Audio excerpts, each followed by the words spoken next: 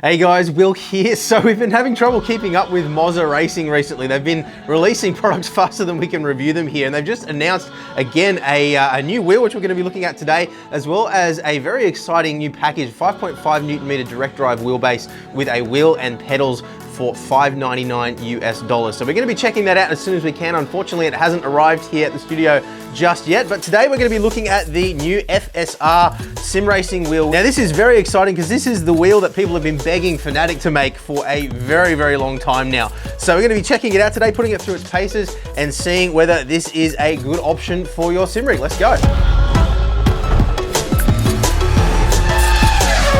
So just quickly before we get started here, as always, a couple of quick housekeeping things to keep you 100% in the loop with exactly what's going on here. Firstly, big thank you to Moza Racing for sending across this wheel and the other equipment that you'll see in today's video for review, as well as the other manufacturers who we'll be referencing today too. All the gear that we're referencing today has been sent to us by their respective manufacturers for review. So thank you very much to everybody involved there. Now, if you do decide you want to pick up this wheel or any of the other gear that you see in today's video, we do have some affiliate links available down in the description below. That is an awesome way of helping support our work here at the channel at no additional cost to you. And in the case of Moza Racing, we also have a 5% discount code available for you guys too. So check out the links down in the description below. It will certainly help out with the price of this wheel. But as is always the case here at Boosted Media, no external company has any sort of editorial control over anything that we say today. It's completely our own words, our own observations, and our own comparisons. So that said, let's get started.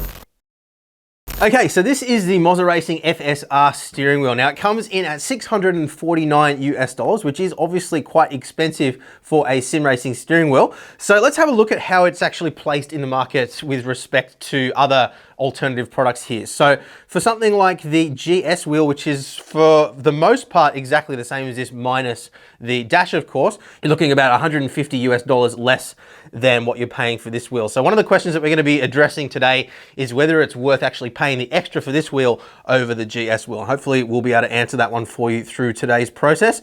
Interestingly, it comes in at exactly the same price as the Porsche Podium 911 GT3 steering wheel, so the leather or the suede version of that. Now obviously that is a completely different wheel to what we have here, but I thought it was an interesting comparison here in terms of the quality that you're getting between the two of those, and you can see our review on that linked down in the description below as well. Now for a not insignificant $250 US less than this, you can get something like a FANATEC Formula V2.5 or V2.5X. Now side by side they do look quite similar, but there are some obvious quality improvements with the Moza Racing GS and the FSR wheel over something like that. So you definitely are getting slightly better quality for the price here, in addition of course to the feature set, and I'll highlight those differences as we go through today's video too. And then if we were to have a look at something like a Gomez GSI Formula Pro Elite, which is a wheel which we're actually working on the review for right now, that comes in at almost double the price of something like this. So that is obviously a step up in quality again, and there are a lot of features that are available on a wheel like that that you don't get here.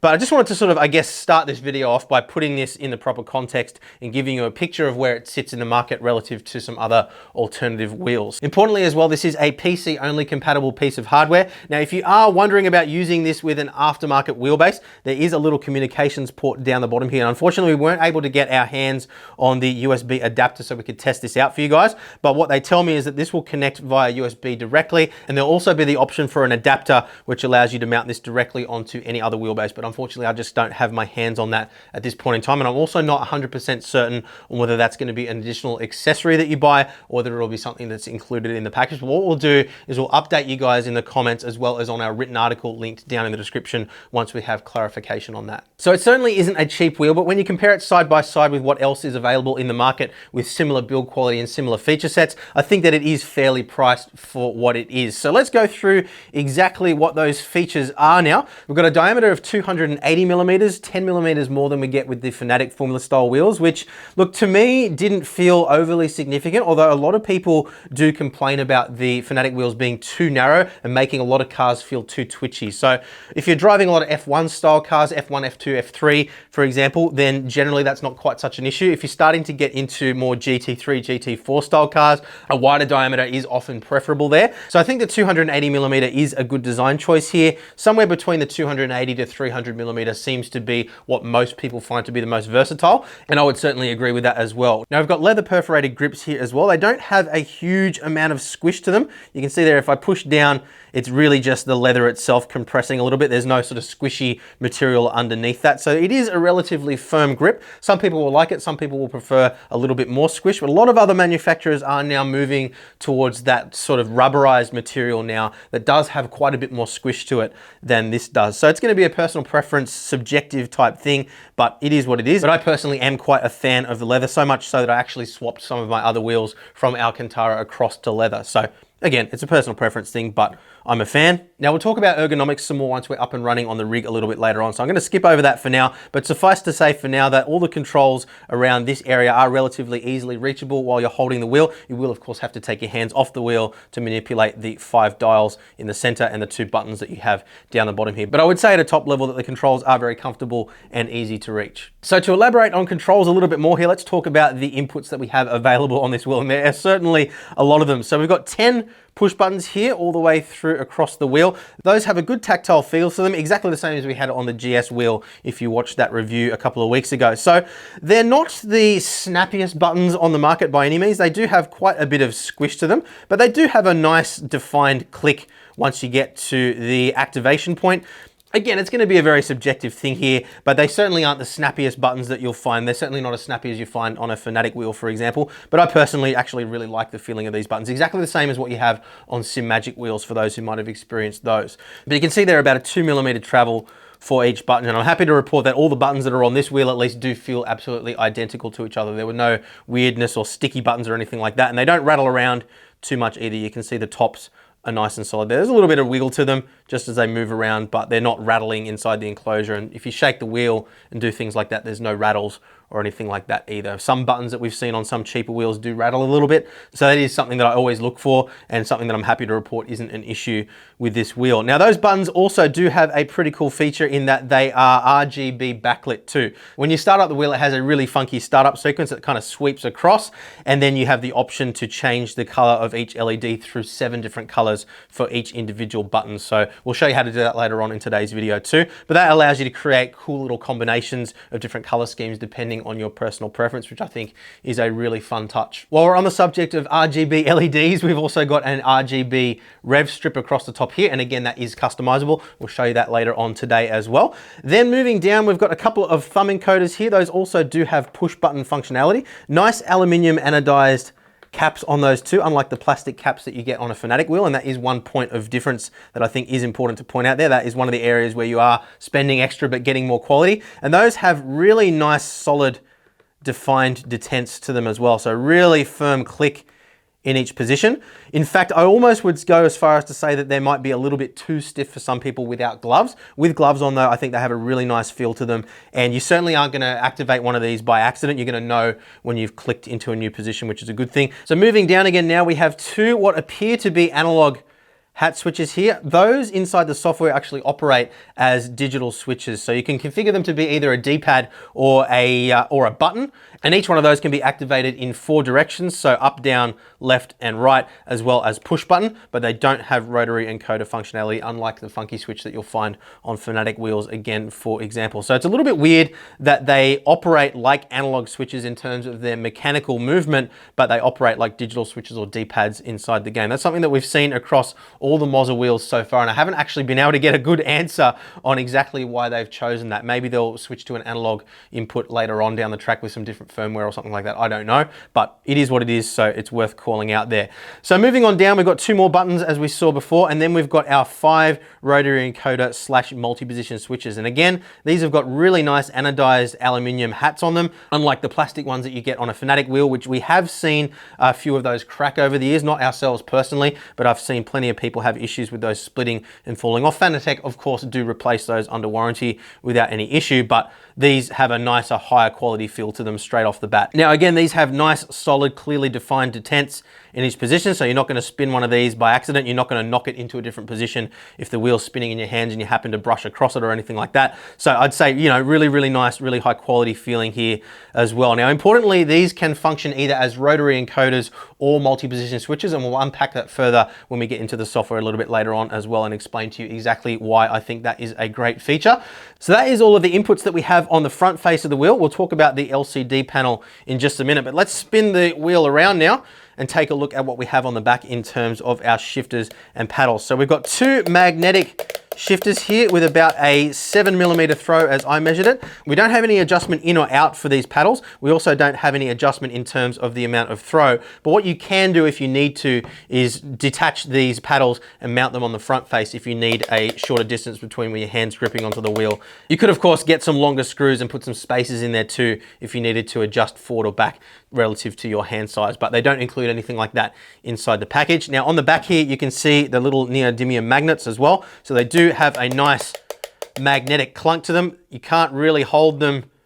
If you really try you can, but you can't really hold them on the threshold and then activate them. That's a bad habit that I have with any shifter that isn't magnetic. I tend to sort of hold it near the threshold and then I often end up misshifting just because of that bad habit. But with these, it's a very, very intentional click. Now the shifters themselves are quite loud, and that is simply just down to the metal to metal contact you have on the aluminium cage and aluminium arm on the shifter. Now they do include inside the package as well some little rubber strips you can install on either side to soften that down, and that does make a significant difference to the overall volume. Reduces the throw a little bit and of course gives you a slightly more cushioned feel when you activate the shifter too. So what I would recommend is experiment without them first before you install them. See whether you can live with the noise, and then if you can't, go ahead and install them if you need to. So we've got our upshift and downshift, and then underneath that we have two analog paddles as well. So these have a decent amount of throw to them there, about a 1 centimeter throw in them. I actually really like the amount of throw that these have. I find some wheels have a little bit too much. The FANATEC wheels, for example, for me at least, I find that those pull in maybe a little bit too far for me and they can become quite clumsy. These have a good amount of reach to them, so you can still get a good analog feel here for when you're launching your car if you're using it as a clutch, but not so much so that it becomes awkward to operate. So a nice amount of spring resistance in there too. You can see the little springs in the side there. That is how those operate. And these are configurable either as a dual stage clutch, individual analog axes, or individual digital buttons. And we'll again cover that in detail when we get into the software in just a minute. Now they tell me that they're using photoelectric sensors for all of these paddles as well, which means that there's no mechanical moving parts which are responsible for interpreting a signal. And that of course is going to reduce the opportunity for wear and tear there. So that brings us to the quick release, which you guys know by now I rate as the best quick release available on the market from an OEM at this point in time. Now obviously if you go into aftermarket, there are a few options there which are equally as good, if not maybe even a little bit better than this, but equal with SimMagic and ImSource, who use the same quick release mechanisms on their wheel and wheelbases. This is a really, really awesome system. Very simple to use, clicks on and clicks off extremely easily, and we haven't had any issues at all when it comes to reliability with these quick releases either. Now one thing that you may notice in the back of this wheel, unlike the other wheels that we've looked at from Moza to this date, we have a whole bunch more pins inside the assembly here. So we've got the standard row of pins across which interface with the contacts on our wheelbase, but then we also have a row up and down here as well. So that may make you wonder exactly how the screen on the front of the module interfaces with the wheel. Now what they tell me is that it's powered via the inductive coupling system that we have in the quick release, and we've explored that in detail in our wheelbase reviews from Moza, links down below. So if you're using the wheel with a Moza wheelbase, it powers the wheel via the pins on the back, but communicates with the wheel, including the display, via the Bluetooth protocol that they're using. So it's a proprietary protocol that is specific just to the Moza ecosystem. Now of course, remembering as well that we do have the little communications port on the bottom that we looked at earlier, and that allows you to use the wheel with any other aftermarket wheelbase. You simply plug in via USB and you're able to control the wheel through the Moza Pit House software. So let's talk a little bit more now about what I'm sure you guys are most interested in, the LCD display, and then we'll unpack the build quality a little bit further before we get into our software and driving tests. So we have a 4.3-inch LCD display here, not OLED, and one of the things that you'll see later on is that the contrast ratio isn't absolutely fantastic on this display, although there's absolutely nothing wrong with it either. It's pretty typical for most LCD displays, but it's certainly not on par with what you'd have in a modern day smartphone in terms of contrast ratio, for example. But we have a resolution of 800 400 pixels wide by 480 pixels tall. And in my opinion, at least, that is perfectly adequate for the size display that we have here. The text appears nice and crisp and clear, and yeah, absolutely no issues with regards to that whatsoever. Now, as we touched on earlier, the wheel does communicate with the Moza Pithouse software via their own proprietary protocol. What that means from a functionality standpoint is that you're not going to be able to use software like Z1 Dashboard, SimHub, Joel Real Timing, Ultimate Game Tech, for example. None of those software packages are going to work with this display. So that is unfortunately one distinct area of weakness with this wheel compared to some of the other competitor products that are on the market which have integrated dashes. But on the plus side, it does make it extremely easy to use. So you plug it in, the display comes on immediately, and you can choose between 15 different telemetry screens, which I'll show you in just a moment, at least at launch. And they do tell me that they're planning on expanding that quite significantly as well. Now, I did ask them about the ability to customize those displays within the Pithouse software itself. They said that that wasn't something that they had planned at this point in time, but they do intend to expand the range of displays available beyond what you're going to be seeing in today's video. Now, just quickly in regards to the functionality when it comes to the display as well, one of the questions that I'm sure people will have is how do you actually switch between displays on the wheel? Now, we're going to cover that in detail when we go through the software in just a minute, so I don't want to cover it here as well, but definitely pay attention to that very closely when we get into that a little later on in today's video, because it does have some important caveats which I think are important to pay attention to, may be a determining factor in whether this wheel is going to be suitable for you or not. But let's move on now and talk in a little bit more detail about the overall build quality, construction materials, and take a look at the internals. So I've brought the GS wheel into the picture here as well, just to give you a bit of a comparison between the two. One of the things that I subjectively didn't like about the GS wheel was all this superfluous plastic around the buttons here, which really just kind of give it a cheaper look than what it needs to be. So I'm really happy that the FSR wheel has a very clean and professional look overall. It doesn't have all that superfluous plastic. You can see there's a bit of plastic shrouding around the display itself, but I think most people would agree with me that it overall is a cleaner and more high-end looking wheel than the GS wheel is, purely just down to the fact that we've done away with a lot of this plastic. Now, in terms of the actual materials used here, mostly the same. We've got 5mm thick carbon fiber for the front plate of the wheel, and that actually extends all the way through the hand grips as well, which gives it a really solid construction. Absolutely no twist noticeable at all there, just holding it with my bare hands, and we'll check that out when we're up and running on the rig in a minute too. No creaking in the plastic either, which is always something that I check for, but very, very solid construction all the way throughout there. Plastic housings here for the grips, but then obviously the leather wrapping around that. Now, importantly, one point of difference here is if we spin the two wheels around, the GS wheel does have a plastic shroud around the back here. So this entire piece here is plastic. And if you watch the review where we pulled this one apart, you'd actually see that there's a metal assembly inside this. And that is what creates the rigidity of the GS wheel. Whereas if we have a look at the FSR wheel, this entire rear assembly here is all CNC machined aluminium. So definitely a step up in quality. Not that it really makes an overall difference to the driving experience, but it does give you that clean, professional kind of look that was lacking a little bit with the GS wheel. And the reason why I'm calling this out and comparing them directly side by side again is because I know that a lot of people are going to be wondering whether they're better off buying the GS wheel or the FSR wheel. So display aside, I wanted to make sure that I highlighted these subtle differences between the two of them that may otherwise be missed. So as I mentioned, 5mm thick carbon fiber for the faceplate. We then have 3mm thick carbon for our paddles, and no noticeable flex there at all when driving. I mean, if I twist it, I can make it flex a little bit, but when you're driving, you're not going to notice anything there. They are nice and solid, just as solid as a wheel, which costs a lot more than this does, so nothing to complain about there whatsoever. Nice thick aluminium cages here for our shifters as well, and just everywhere you look on this, it screams quality, which of course it should do for the price. There's no way around that. It is an expensive wheel, but I'm happy to see that there doesn't appear to be any corners cut, at least externally. So let's pop the covers off now and take a look at what we can find inside. Okay, so we've got the wheel disassembled here. Just want to show you a couple of important things. Firstly, I've removed one of the hand grips here so you can see how the 5mm thick carbon fiber extends throughout the entire rim. So that provides the rigidity that we were talking about earlier. Now, while we're on the subject of rigidity here, you can see the quick release mechanism. You can see the wires that go through to power the LCD and the wheel itself. And that plugs into a little connector internally, which we'll see in just a minute. So those bolt through into the aluminium housing. There's some threads inside there. If we lift up this housing, and I've got to be a little bit careful here because I don't want to unplug things. Everything's kind of hot glued together. But what you'll see, there's some threaded posts here on the aluminium housing, and those actually go through to the front face of the wheel. So that explains why the wheel does feel nice and rigid on the rig, and you'll see that in just a minute. Now, in terms of the PCB here, you can see it's a custom designed PCB. Now, one interesting thing of note here is you'll notice the little ribbon cable connecting through to the main PCB. That is what connects the LCD panel directly to the motherboard. So I wasn't sure whether we might find something like an Arduino board in here that was driving the LCD, but certainly doesn't appear to be the case, which is what I was expecting given the way that the software works for driving the display. You can see the little processor sitting there as well. That is an ARM ST32F429ZGT6, for those who might be wondering. One other thing you'll notice too is the little Bluetooth transceiver sitting down here.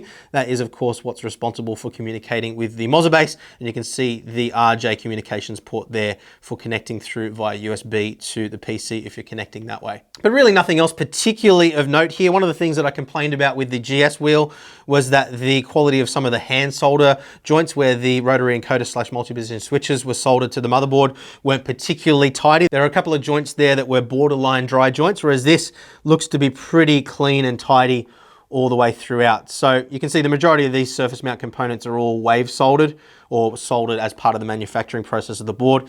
And then when they've put the rotary encoders on, they've hand soldered those in place. Now the connectors here as well that go out to our shifters, our analog paddles, and of course our power, those are all held in place with silicon as well. I don't really want to break that silicon to unplug them simply because they are pretty flimsy. You can see there how that's wiggling around there. That's not going to be an issue when the wheel's assembled anyway, because none of these cables are ever going to be moving. But nice, decent thickness, quality gauge cable here as well running through.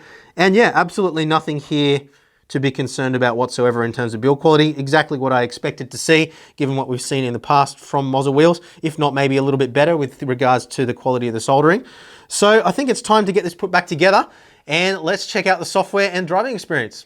All right, so let's pop the wheel onto the rig. As we saw before, there's no other external connections other than just the quick release for connecting to a Moza base. If you're going to be connecting to any other wheelbase, obviously you'll need a hub and you'll need the USB connection as well. But all we need to do is just pop this on, straight on like so. You'll see the wheel go through its little boot sequence there. Dash pops up straight away. And the first thing that I noticed absolutely immediately here is that the 800 by 480 resolution on this 4.3 inch display does look really nice and clear and crisp. It certainly seems to be adequate resolution for its size, and all the text is very, very easy to read. Even just the little labels for each field are very clear and crisp. So that is definitely a good thing to see. And in terms of ergonomics, just quickly as well, I can reach all three of these top buttons quite easily without having to move my hands around the wheel too much. Thumb wheels are nice and easy to reach too. Nice detents on those, as we mentioned earlier on. So you really do have a nice, clearly defined click for each position there. If anything, they may be a little bit too stiff for some people, but I'm sure you'll get used to that. These two buttons here and the thumbstick's nice and easy too. So really the only time you're ever going to need to take your hands off the wheel is just to reach the encoder / multi-position switches down the bottom, or these two buttons here. So very happy with the ergonomics and layout of the wheel. Very comfortable in the hands as well. So shifters, really nice solid click to them. I'm not feeling a lot of reverberation through the casing or anything like that like we've had with some other wheels. They are quite loud, but we do have those rubber pads which we can install to quieten that down if you wish to do so. Now, as we saw earlier, we don't have any adjustment in terms of how far these paddles are away from the face of the wheel. So you can see there for me, I do have quite large hands and it is a little bit of a stretch there. So if you've got young kids that are wanting to use a rig, or you have particularly small hands, you may find these to be a little bit of a stretch. What you could of course do is mount the paddles on the front face of the rocker arm here rather than the rear. You could of course get some longer screws and install some spacers as well if you needed to do so. So there are ways around it, but they don't include anything like that inside the package. And there are two analog paddles here as well, have a good amount of throw to them. I think that there's enough throw present there that you shouldn't have any issues if you wanted to map these to a throttle and brake, a handbrake, or a clutch, regardless of what you're wanting to do. Now, one thing that we have seen a few people complain about with some other wheels is lack of space in these areas around here for your thumbs. Now, I don't find it to be an issue at all with this wheel. I can turn 180 degrees in either direction without any problem whatsoever. One thing you may notice is that it is a little bit sharp on this top edge here. So if you do have a habit of dragging your thumbs around like that and sort of rubbing them on the tops, it may be an issue for you, but I don't think it's going to be an issue for me.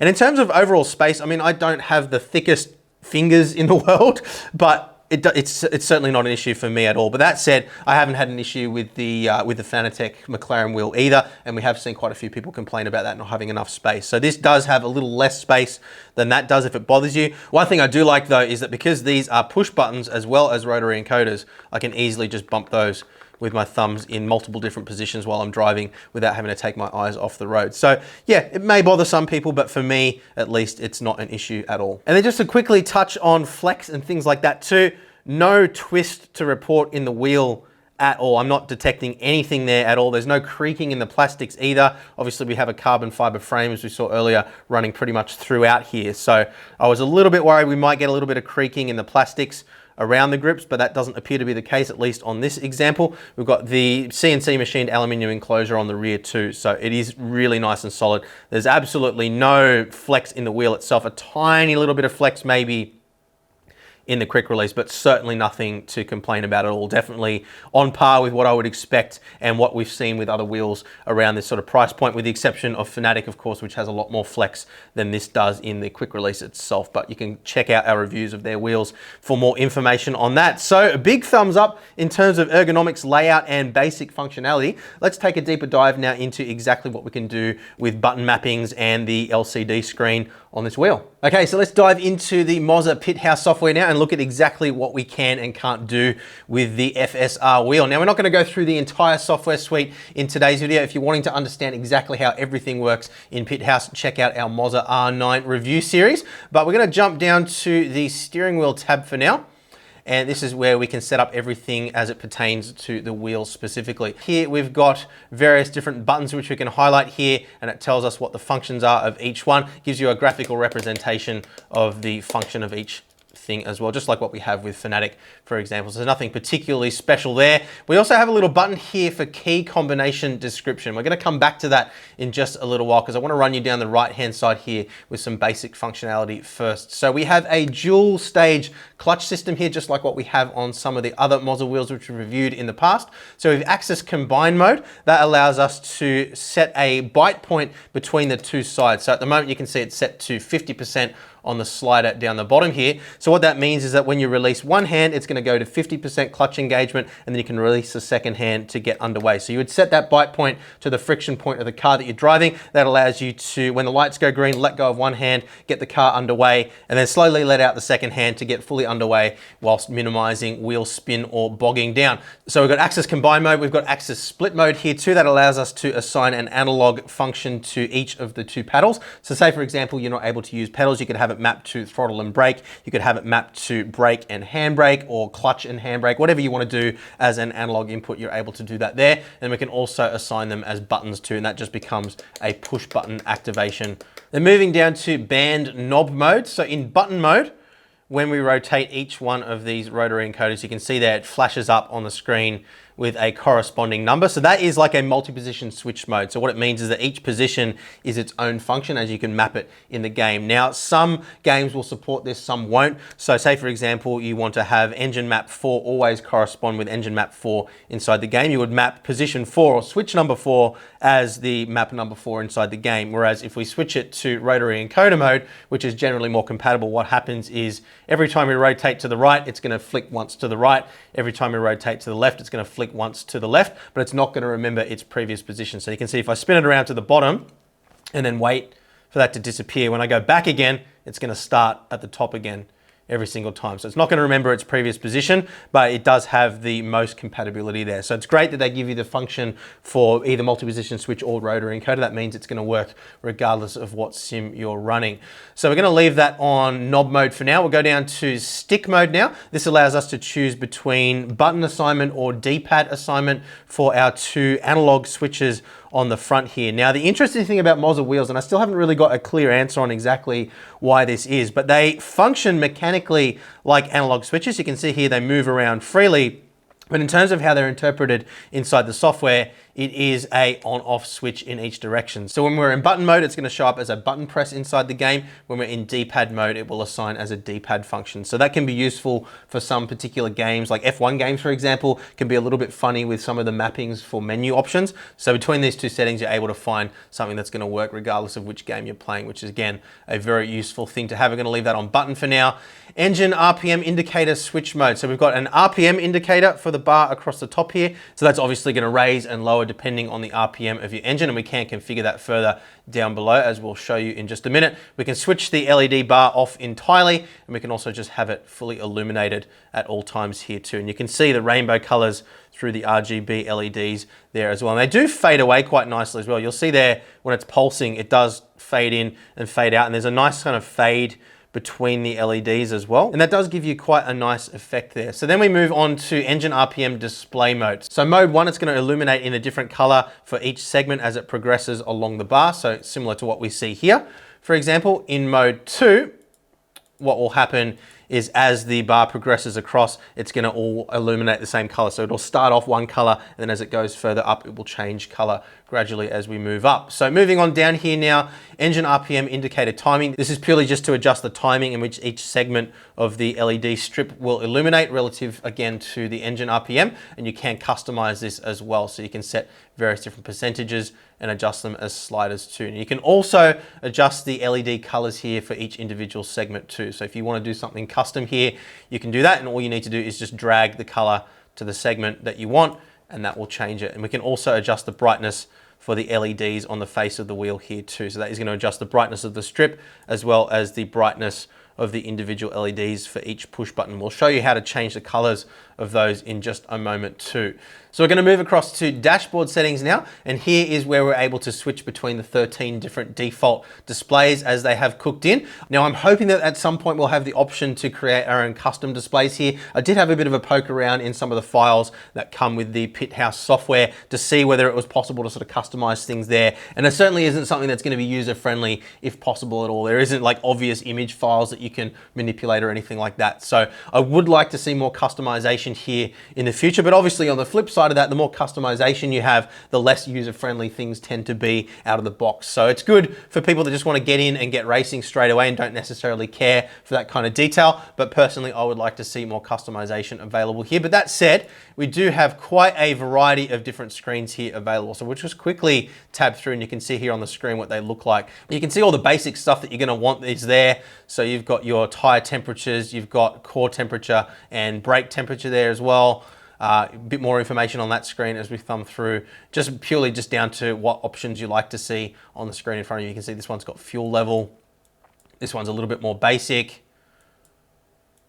And you get the idea there. So some of the cooler ones along here, these ones actually show tire wear. So I found in F122, this one was a little bit weird. It starts at 0 and works its way to 100 rather than working from 100% tread down to 0. So it seemed a little bit backwards to me at least, but it is what it is. This one, very similar to the display that you actually get in F122. So we have our core, our carcass, and our brake temperature for each segment. This also shows any damage that you have on the vehicle too. So if you do have contact, you'll see the area of the vehicle damaged highlight as well. So that's a great way to see visually whether you've gotten any damage in an accident. And then going through the rest of the dashes here, you can see just more information, again, depending on what you want. So in terms of engine and vehicle telemetry, there's really nothing missing here at all that I can think of. But I can imagine some people would like to be able to have like a leaderboard on the screen, for example, or show the name of the driver in front or behind, you know, things like that, which you can do in SimHub and Z Dashboard, for example, that you can't do here, at least in present. But for what it is, I think it works quite well. And you know, it's well laid out and easy to move through as well. And we will show you in a moment as well how you can switch between these screens on the fly without having to come back to the software too. So we have a separate adjustment here for the LCD brightness, obviously independent of the LEDs for the rev meter and the illuminated buttons. And you'll notice at 100% brightness, there is quite a lot of backlight bleed coming through the screen. So you can see the black area behind the display isn't necessarily a very deep black. As we wind that down, it does get blacker, but at the point where it becomes a deep black, like you'd get with an OLED panel, for example, you can see the areas that we actually want to be able to read on the screen become quite dim as well. So the contrast ratio isn't fantastic with this panel, but I think it's adequate for what it is. I don't think it's going to upset anybody, but if you're used to looking at an OLED screen, for example, it definitely is a step down from that. But again, as I mentioned before, the resolution is very good, and you can fade that all the way down to 0. Like so. So if you want to switch the panel off for some reason, you can do that as well. And then lastly, we've got a couple of adjustments here to switch between kilometers or miles per hour and Celsius or Fahrenheit, depending on your region. So if we click on the key combination description button here, this is where things start to, in my opinion, fall apart a little bit. So what they're obviously trying to do here is provide an experience like what you have with the FANATEC tuning menu, where you can change options on the fly. But with the FANATEC ecosystem, you get a visual representation on their little OLED display of exactly what is changing on the wheel, so you can see what you're doing in real time. Now, with this, it's purely just a button combination that you press which changes settings. There's no visual feedback on the screen to actually see that something has been changed. And what I would really like to see here is the ability to assign a dedicated button which isn't mappable inside the game to adjust some of these core functions, so that you're not getting confused between what the game's trying to do and what the display is trying to do, for example. So you've got adjustments here. You can see push the left clutch paddle plus the left rocker, which is our thumb switch here, or plus the right rocker, the left clutch paddle plus the brake bias knob, and so forth to adjust our steering angle. So that is just purely how many degrees of rotation we have. Now, that's not something that you're likely to be wanting to adjust on the fly anyway. So I'm not really sure why they've put that there, but you can imagine if you're in a scenario where you're holding the left clutch paddle and you happen to press one of those buttons inside the game, it's going to make that adjustment, and that's going to throw your steering way out, and that could be a race ruining thing. So I feel like this is a bit of an afterthought here, and I feel like what they really need to do is make at least the option so that you could maybe assign one of these buttons in the middle to be like a function button, so that you have to hold that down and then do whatever you're wanting to do without it, I guess, tangling or clashing with something that you might be trying to do inside the game. Now, obviously, you're not going to be changing your wheel rotation frequently when you're inside the game anyway, but where it starts to get really clumsy is when you're switching between the displays, for example. So you hold down your right hand clutch paddle and then flick through with the thumb switch to go between the screens. And you know, that works quite well. But you can imagine every single time you pull that lever inside the game, you're going to have the clutch applying, which is obviously not something that you want when you're driving. So it basically makes it impossible to be able to change these screens while you're driving unless you have the clutch assigned somewhere else. So yeah, you can see there why I think it would be a better idea to have one of these buttons assignable purely just for changing the screen, or maybe even just having the ABS wheel in the middle here assignable, so that all it does is when you go to the right, changes to the right. When you go to the left, it changes to the left. So the good news here is that I'm sure this is something that they'll be able to fix in future firmware updates. It's not like there's some core functionality physically missing from the wheel. Obviously, we have a tuning menu button on FANATEC wheels, and it would be good to have a separate button like that on this, but I don't see any reason why we couldn't just assign one of these existing buttons to a function like that. I think that there's enough other buttons here on the wheel that assigning one of these to that function wouldn't necessarily pull away from the experience inside the sim. So I'm confident that's something that they'll be able to fix, but for now, that is the way that it works. Now, of course, the other thing I promised I'd show you how to do is how to change the color of the LEDs for each of these push buttons. So all we do is we push our two thumb buttons in like so. You'll see the top bar will flash like that, and then we just push the button. It will cycle through to the next color. Once you're happy with the color, you just move on to the next one, and so forth. When you're done, push the two buttons again, and that is locked in. Simple as that.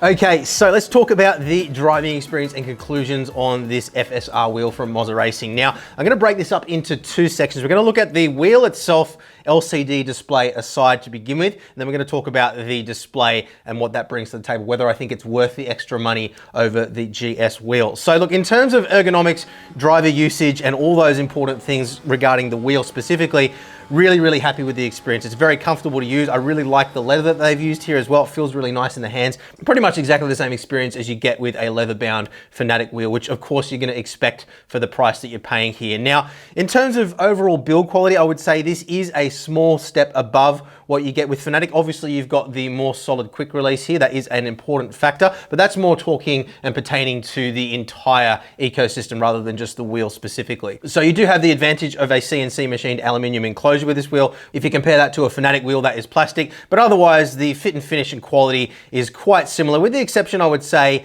of the buttons having a more sort of cushy, squishy feeling on this wheel. Whether that's something that you subjectively like or dislike is up to you. I actually quite like the feeling feeling of the buttons on this wheel. They have a nice tactile click to them, but it's more of an intentional click rather than it being like a momentary flick of each switch. One thing that I do think absolutely stands out on these wheels compared to their FANATEC counterparts is the quality of the rotary encoders / multi-position switches that they're using, particularly the thumb encoders here. They have a really kind of not overly stiff, but a much stiffer feel to them than the FANATEC wheels do, much more clearly defined detents in each movement. And of course they have the push button function as well. All the rotary encoders / multi-position switches here are aluminium anodized as well, whereas on FANATEC wheels they are plastic, and we have seen examples of those cracking over the years. So that is definitely something to factor in. I think when you factor in all those things, even though at face value it looks very similar in quality, you've got the carbon fiber face, you've got the leather grips, all those things are very similar between the two. The overall fit and finish I think on this Moza wheel is a step above what you get with a FANATEC Club Sport V2 or V2.5 wheel,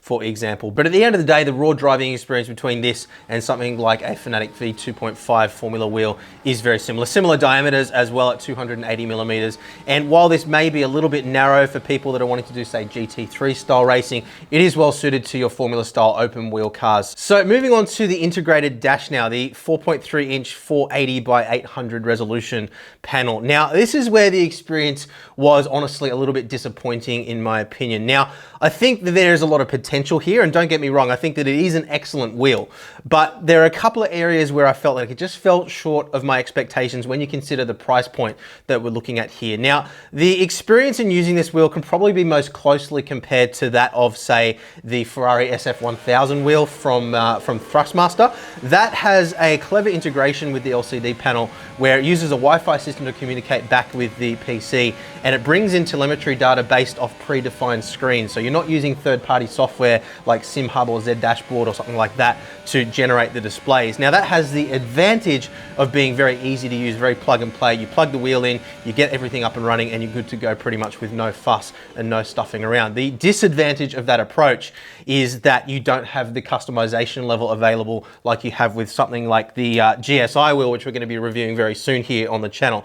Now the flip side to that is that a wheel like this takes quite a lot of stuffing around to get up and running. Now there is a strong community around a lot of these wheels that use SimHub, for example, and they generate a lot of dashes that you can use just by installing through their community and, you know, get up and running that way. But if you really want to get in and get the most out of a wheel like that, you are looking at least a couple of days, at least in my experience, of, you know, messing around, learning the ropes with SimHub and really getting in and customizing everything. So it really just comes down to what you're looking for out of the experience. I think if you want high levels of customization and, you know, you really want to get in there and get everything looking exactly the way you like it, then, you know, something like that is probably going to be a better option for you. Obviously you're paying a price for that, but if you're looking at something that just works out of the box, then the approach more like the Ferrari SF1000 or the Moza FSR wheel is the better option for you. Now I said that I was a little bit disappointed with the experience with the dash here, and I want to highlight that this is issues with the firmware and software and its infancy at this point in time. I don't think that these are fundamental hardware issues, and I'm confident that these are things that will be improved upon over time with future software updates and firmware updates. So what I'm going to do is keep you guys updated down in the comment section. I'll put a pinned comment there when I hear of any progress or when we're able to test out some progress to let you guys know whether anything has changed since what you're seeing in this review. If you head on over to our written article on our website, boostedmedia.net as well, I'll put a link in the description for that too. We'll also keep that updated with the latest information as well, because I do have a feeling that the experience using the dash part of this wheel is going to change significantly over the coming months. So the reasons for saying that are twofold. Firstly, I feel like the information that's presented on the dash, it almost feels like it's been designed with the Codemasters F1 games at the first and foremost of the design. Like, and the reason I say that is, you know, a lot of the screens show a Formula One car, for example. A lot of the telemetry data which it's actually trying to pull in from, so say for example the areas where you can see the tire surface and carcass temperature as well as the brake temperature, a lot of those only work in those Codemasters games or a select few other games. If you go into something like iRacing, you're not able to see things like tire temperatures in real time. And that's an issue across most dashboards. It's obviously going to depend on the telemetry data that's being outputted by the sim and whether that's available. But in the context of other dashboards where you can customize things, you can obviously work around that and make the best use of the telemetry data that is available through that particular sim. Whereas something like this, there's very few screens, at least at this point in time, where all of the information works in the one place, unless you're using one of the more cut down screens. So if you're wanting to see damage, if you're wanting to see tire wear, tire carcass, tire surface temperature, those sorts of things, you are limited in the sims that it's going to work with at this point in time. And I'm not going to go into a massive amount of detail on, you know, what works where and what doesn't, simply because I'm sure this is going to change quite rapidly and I don't want to steer people in the wrong direction. But suffice to say that at this point in time, at least, and it is early days for this wheel, there is a lot of room for improvement there. The other area of improvement here as well was just the integration in how we change settings live on the wheel, particularly switching through dash screens here. If you don't have your clutch mapped, or at least the right-hand side clutch mapped inside your game, then it's not quite such a problem. But having double ups between mappable controls inside the game and commands which actually tell Pithouse what to do does become quite cumbersome, quite clumsy, and can result in, you know, pulling the clutch by accident while you're driving, or, you know, simply having a scenario where you can't use the dual stage clutch and also use that function to switch between dash screens. Now, if you take a FANATEC wheel by comparison, obviously that has its own dedicated tuning menu. You have a dedicated button to bring that menu up. We don't have such buttons here on this wheel. But having said that, I'm sure that what they could do is potentially have one of the buttons so that it isn't mapped in the game, or maybe having the ability to switch between mappable or not mappable, and then having that button switch between the different dashes. That would be an easy solution, which I'm sure would be achievable through firmware alone. So in conclusion, guys, I am very happy with the FSR wheel overall. I think that there is a lot of unrealized potential there at the moment, but I'm sure that those things will come to fruition over time, and we'll see future software and firmware updates that will fix a lot of the things that we've highlighted in today's video. So I certainly don't think that it's a bad buy. I think if you do buy one of these, you may be a little underwhelmed with the dash, at least at the time of release, but hopefully they'll fix those things up quickly. And once they do, I think this has the potential to provide a really great balance between functionality and ease of use. And I think that's really where the potential lies in this wheel. I think if they can get this thing dialed in so it can provide a versatile experience whilst also being easy to use, then it will absolutely be a winner. So I really hope that today's video has helped you guys out. As we said at the start of the video, if you do want to pick one of these wheels up, or any of the other gear that you've seen in today's video, there are some links down in the description below. We do also have a 5% off discount code for Moza Racing as well. So jump down in the description or on our website to check that out. And we really appreciate the support that you guys give us through using our affiliate links. But above all, guys, I really hope that today's video has been useful for you. If it has, please do leave a thumbs up. Make sure you subscribe to the channel as well so you don't miss future videos. And we will see you again soon. Bye.